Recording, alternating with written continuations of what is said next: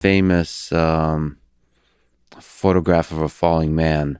So many people had to decide when they're above the fire or in the fire whether to jump out of the building or to burn to death.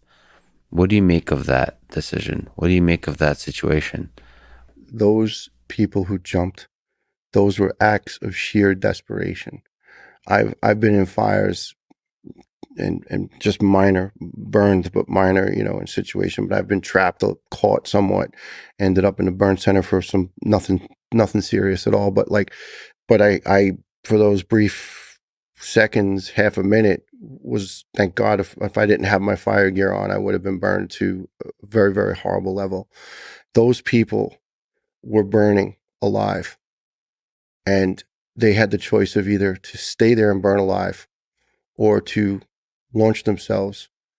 And some of them, I don't fault them, but they had a few folks, they won't show it anymore because they say, I don't know why, it offends some people, but they had a couple folks that took umbrellas and they took garbage bags because they thought that it would slow down their acceleration rate to the ground, and maybe, just maybe, they wouldn't be killed.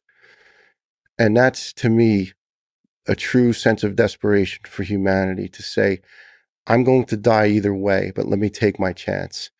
And I don't know the exact number of those folks who did that, but our first member of the fire department killed, firefighter Daniel Surf from Engine 216, was struck by a jumper.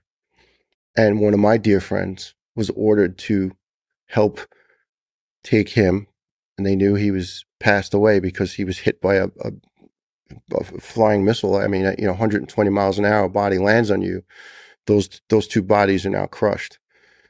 And they were ordered to take that firefighter and bring him across the street to Engine 10, Ladder 10. It was literally a firehouse, less than 100 yards from the facade of the Trade Center, from the Trade Center complex. They were literally right there.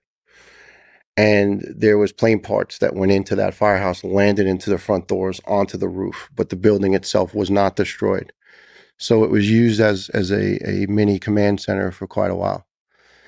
So my friend was ordered to take Daniel's body in respect and bring it over to this firehouse and give it some semblance of dignity and lay it out on one of the bunks we have in the bunkhouse, and just cover it with a sheet and put a sign, please, firefighter killed, do not disturb, and then we'll get to him later, because obviously this operation is going to go on for days.